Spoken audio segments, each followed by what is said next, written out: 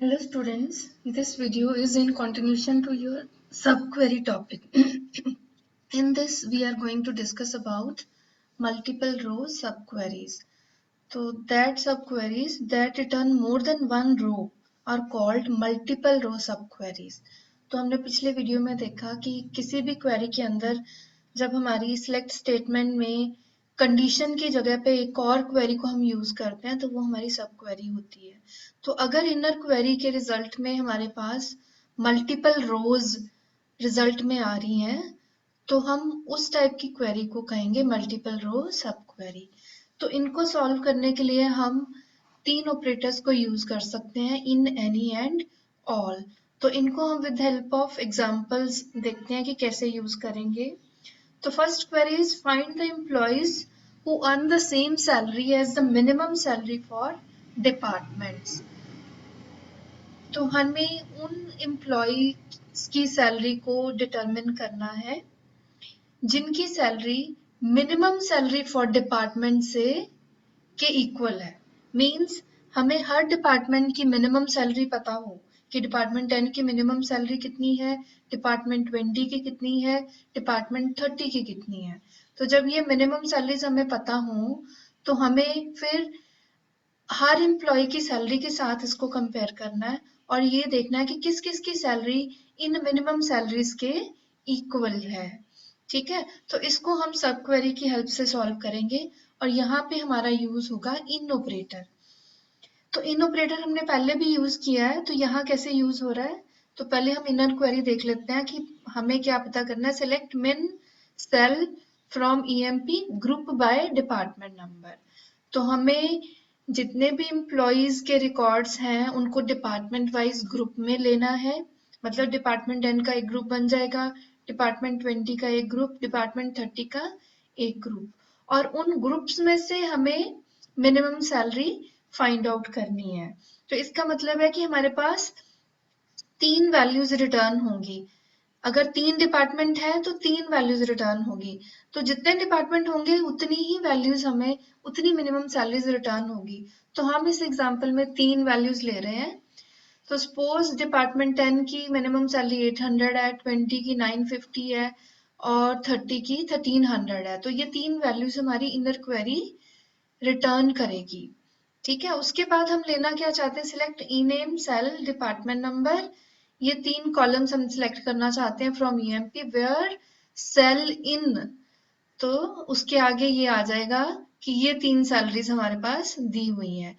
तो यहाँ पे हमारी इन का जो काम है वो just like ORing the values होंगी। तो हमें उन एम्प्लॉयज की डिटेल्स डिस्प्ले करानी है जिन जिन की सैलरी या तो 800 है या 950 है या 1300 है। मींस हर एम्प्लॉय का सैलरी कॉलम कंपेयर होगा इन वैल्यूज के साथ। अगर वो इन तीनों में से किसी के साथ भी कंपेयर हो जाता है, मैच हो जाता है, तो उसका रिजल्ट में नाम आ जाएगा। ठीक है, तो जिस एम्प्लॉय की सैलरी 800 होगी उसका E name salary department number display हो जाएगा। जिस भी एम्प्लॉय की सैलरी 950 होगी उसका भी डिस्प्ले हो जाएगा और जिसकी 1300 होगी उसका भी डिस्प्ले हो जाएगा। तो इन जस्ट लाइक मेकिंग और in between the set values. तो ये हमारा सेट बन गया एक वैल्यूज का। ठीक है, तो इनके साथ हम हर एक के साथ उसको कंपेयर करते हैं और यहाँ पे हम कंपेयर कर रहे थे इक्वल टू के साथ। ठीक है, तो ये क्वेरी हमारी इस तरह से इनके साथ सॉल्व हो जाएगी। तो ये नेक्स्ट लाइन नीचे वाले टॉपिक के साथ है, using any operator in multiple row sub query. तो मल्टीपल रो सब क्वेरीज के अंदर हम एक एनी ऑपरेटर भी यूज कर सकते हैं। ठीक है, तो उसके लिए भी एग्जांपल देख लेते हैं। Display employees whose salary is less than any clerk and who are not clerks। तो हमें उन एम्प्लॉयज की सैलरीज को डिस्प्ले कराना है जिसकी भी सैलरी किसी भी एक क्लर्क से भी लेस देन है, लेकिन वो खुद क्लर्क नहीं है। ठीक है, पहले तो क्वेरी को ध्यान से समझना पड़ता है कि हमें एक्चुअली रिट्रीव क्या करना डेटाबेस में से। तो इस क्वेरी के अकॉर्डिंगली हमें उन एम्प्लॉयज की सैलरी को डिस्प्ले कराना है या उन एम्प्लॉयज की डिटेल्स को डिस्प्ले कराना है जिनकी सैलरी किसी भी क्लर्क की सैलरी से कम है लेकिन वो खुद क्लर्क नहीं है। तो इसका मतलब है कि पहले तो हमें ये पता हो कि क्लर्क्स की सैलरीज कितनी है। ठीक है, तो क्लर्क्स में भी डिफरेंट डिफरेंट सैलरीज हो सकती हैं हमारे डेटाबेस के अकॉर्डिंगली। तो किसी एक क्लर्क से भी कम है सैलरी, तो इसका मतलब है कि अगर हमारे पास क्लर्क जॉब की मैक्सिमम सैलरी पता चल जाए कि किसी क्लर्क को मैक्सिमम सैलरी कितनी मिल रही है, ठीक है, तो क्लर्क की मैक्सिमम सैलरी से लेस जिसकी भी सैलरी है उसको हम डिस्प्ले कर सकते हैं, लेकिन साथ में हमें ये ध्यान रखना है कि उस मैक्सिमम सैलरी से जो जो लेस है लेकिन वो खुद क्लर्क नहीं होने चाहिए। ठीक है, तो यहाँ पे हम रिज्यूम कर लेते हैं the maximum salary that A clerk earns is ₹1300। तो कोई किसी भी जितने भी क्लर्क हैं उनकी सैलरीज को अगर हम देखें तो उसमें से 1300 मैक्सिमम सैलरी है किसी भी एक क्लर्क की। The SQL statement displays all the employees who are not clerks but earn less than ₹1300। तो हमें उन employees के नाम डिस्प्ले कर रहे हैं जो क्लर्क्स नहीं है लेकिन जिनकी सैलरी लेस देन 1300 है। तो यहाँ पे हम यूज कर रहे हैं एनी ऑपरेटर को। तो हमने इनर क्वेरी क्या लिखी, select sal from EMP where job is equal to clerk. ठीक है, तो इसके साथ क्या होगा, सारे क्लर्क्स की सैलरीज आ जाएंगी। तो हमारे पास एक सेट बन जाएगा, सेट ऑफ वैल्यूज जिनके अंदर सारे क्लर्क्स की सैलरीज होंगी। ठीक है, और हमने कंडीशन क्या लिखी, select employ number E name job from EMP where salary less than any. Less than any मतलब means less than the maximum, मतलब ये जो हमारा एक सेट ऑफ वैल्यूज आएगा इसमें जो भी मैक्सिमम वैल्यू है उससे अगर हमारी ये कंडीशन की सैलरी उससे लेस होगी एंड, तो ये एंड पूरी कंडीशन के साथ है। एक तो ये कंडीशन फुलफिल होनी चाहिए कि इसकी मैक्सिमम वैल्यू सेट की मैक्सिमम वैल्यू से लेस हो जिसकी सैलरी, एंड जिसकी जॉब क्लर्क नहीं है उसका रिकॉर्ड रिजल्ट में आएगा। तो यहाँ पे हमारे पास दो रिकॉर्ड जो है वो डिस्प्ले हुए हैं जिनकी सैलरी 1300 से कम है, लेस देन 1300 है, और जो खुद क्लर्क नहीं है, क्योंकि कुछ क्लर्क्स भी तो ऐसे होंगे ना जिनकी सैलरी 1300 से लेस है, लेकिन हमें उनको डिस्प्ले नहीं कराना है, हमें सिर्फ रिकॉर्ड्स उनके चाहिए जो खुद क्लर्क नहीं है लेकिन उनकी सैलरी क्लर्क की सैलरी से भी कम है। तो ये जो लेस देन एनी है इसका मतलब है लेस देन द मैक्सिमम, और अगर हम ग्रेटर देन एनी यूज करते हैं तो इसका मीनिंग है more than the minimum.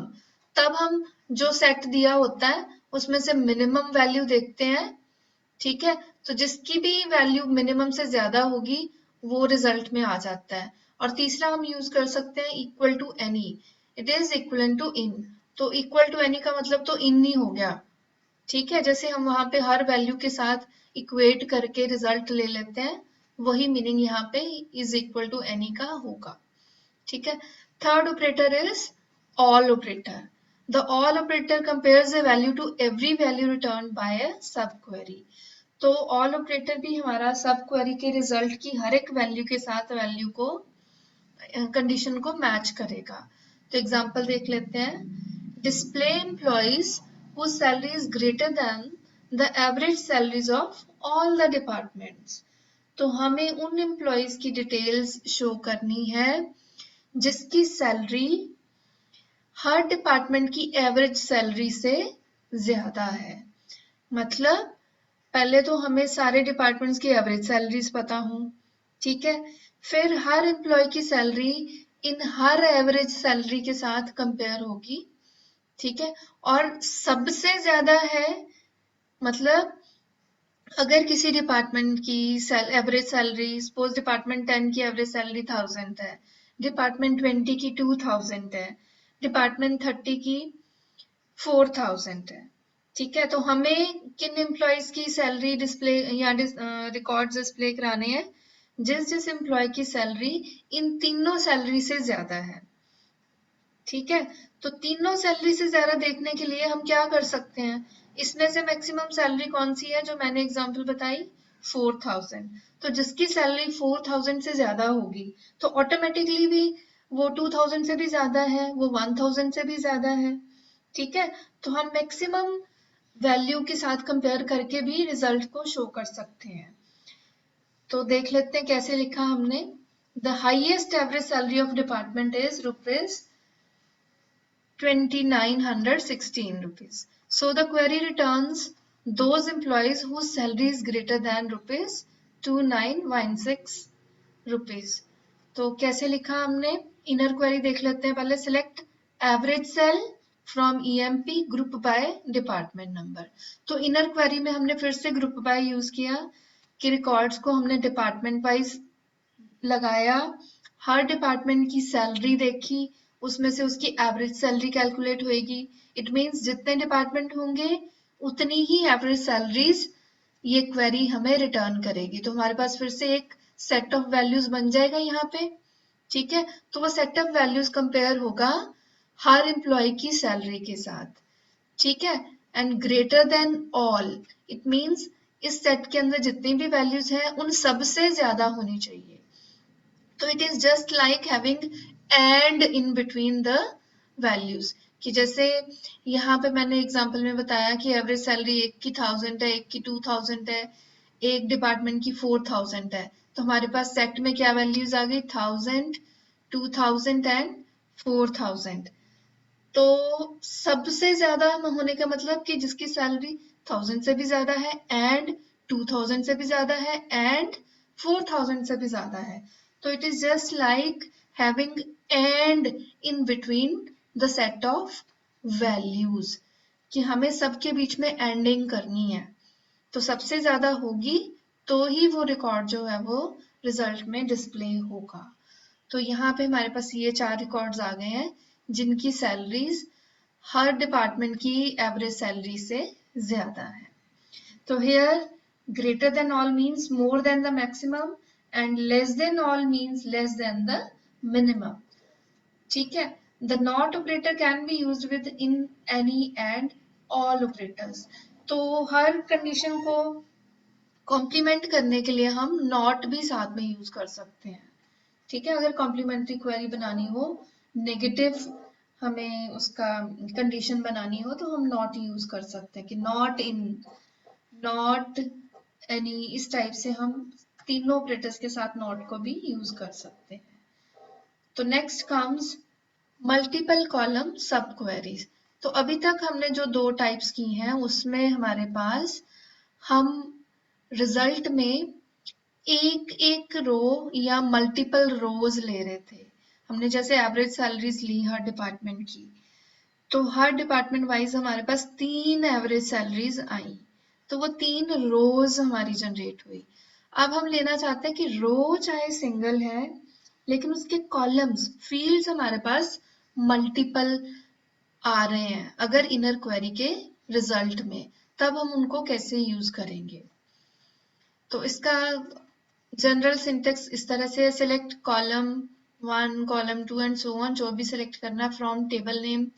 Where, यहाँ वेयर के साथ हम वो कॉलम लिस्ट लगा देंगे जहां पे हम पहले सिर्फ एक सिंगल एट्रीब्यूट ले रहे थे, सिंगल कॉलम ले रहे थे कंडीशन को कंपेयर करने के लिए, वहां पे हम अब मल्टीपल कॉलम्स ले रहे हैं और उसके साथ हम यूज कर रहे हैं इन, और फिर हमारी इनर क्वेरी है, जो भी हम हमारी क्वेरी की रिक्वायरमेंट होगी वो लगाएंगे।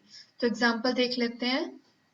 इस एग्जांपल के लिए हमने एक टेबल यूज किया है आइटम, और इस आइटम टेबल के अंदर हमारे पास फील्ड्स हैं, कॉलम्स हैं, order ID, product ID and quantity. कि ये किसी कंपनी का टेबल हो सकता है जिसमें आइटम्स की डिस्क्रिप्शन दी गई है और साथ में उनके ऑर्डर्स की डिस्क्रिप्शन भी है। हर प्रोडक्ट, हर आइटम को हम प्रोडक्ट आईडी से आइडेंटिफाई कर सकते हैं और हर ऑर्डर को हम ऑर्डर आईडी के साथ आइडेंटिफाई कर सकते हैं। तो क्वांटिटी हमारी वो वैल्यू होगी जिस क्वांटिटी में उसका एक पर्टिकुलर प्रोडक्ट का ऑर्डर आया है। ठीक है, तो यहाँ पे हम क्या डिस्प्ले कराना चाहते हैं, to display the order ID, product ID and quantity of items in the item table that match both the product ID and quantity of an item in order 605। तो हमें क्या क्या डिस्प्ले कराना है, ऑर्डर आईडी, प्रोडक्ट आईडी और quantity. ये 3 columns display कराने हैं। किसके डिस्प्ले कराने हैं? ऑर्डर 605 ये ऑर्डर का आईडी है। इस ऑर्डर आईडी के कॉरेस्पॉन्डिंगली जो प्रोडक्ट आईडी है और जो क्वांटिटी है, तो जो जो रिकॉर्ड्स इस ऑर्डर के प्रोडक्ट आईडी और क्वांटिटी के साथ मैच करते होंगे, हमें उन रिकॉर्ड्स को डिस्प्ले कराना है। ठीक है, तो कैसे लिख रहे हैं हम? पहले इनर क्वेरी देख लें। Select product ID comma quantity. हमें क्योंकि दो चीजें मैच करनी है, तो वो दोनों हमें इनर क्वेरी के अंदर सेलेक्ट करनी पड़ेंगी। तो सिलेक्ट किया प्रोडक्ट आईडी और quantity from item where order ID is equal to 605। तो ये तो हमारी है इनर क्वेरी। मतलब जहां पे भी टेबल के अंदर ऑर्डर आईडी 605 होगा, उस रो में हम देख लेंगे कि वहां पे प्रोडक्ट आईडी की क्या वैल्यू है और क्वांटिटी की क्या वैल्यू है, वो हमारी रिटर्न हो जाएगी। तो ये इनर क्वेरी हमारी दो वैल्यूज रिटर्न कर रही है, दो कॉलम की वैल्यूज रिटर्न कर रही है। ठीक है, अब वो मेन क्वेरी में कैसे चल रहा है? Select order ID product ID, ये 3 कॉलम्स हमने लेने हैं from item where product ID and quantity. क्योंकि हमने यहाँ पे इनर क्वेरी में दो चीजें एक्सट्रैक्ट की है, तो उनको कंपेयर करने के लिए भी दो चीजें चाहिए। प्रोडक्ट आईडी के साथ कंपेयर होगा, क्वांटिटी क्वांटिटी के साथ कंपेयर होगी, और ये हमारा इन ऑपरेटर चलेगा जो इक्वालिटी चेक करेगा कि इन दोनों की इक्वालिटी और क्वांटिटी की इक्वालिटी। ठीक है, तो ये हमारे प्रोडक्ट में भी दो कॉलम्स आ गए जो हमने यहाँ सिलेक्ट में दो कॉलम्स लिए थे। तो एक एंड और कंडीशन है, and order ID not equal to 605। मतलब हमें 605 ऑर्डर जो इटसेल्फ है उसकी वैल्यू हमें डिस्प्ले नहीं करानी है, क्योंकि उसी की वैल्यू लेके तो हम प्रोडक्ट आईडी क्वांटिटी जो भी इस ऑर्डर के अकॉर्डिंगली था उसी को तो हम बाकी रोज के साथ कंपेयर कर रहे हैं। लेकिन इसकी तो मैच कर ही जाएगी, हमें उसको रिजल्ट में डिस्प्ले नहीं कराना, तो इसलिए हमने साथ में कंडीशन दे दी and order ID not equal to 605। ठीक है, whenever the above SQL statement is executed, the Oracle server compares the values in both the product ID and quantity columns and returns those orders where the product number and quantity for the product match both the product number and quantity for an item in order 605। तो ये हमारा example output है जो book के table के accordingly display हो रहा है। दैट्स ऑल फॉर सब क्वेरी टॉपिक। होप सो कि आप सबको समझ में आ गया होगा। तो लिटिल बिट कॉम्प्लेक्स है, तो जितना भी समझ में आए आप उसको कर सकते हैं। ठीक है जी, तो that's all. Thank you for watching.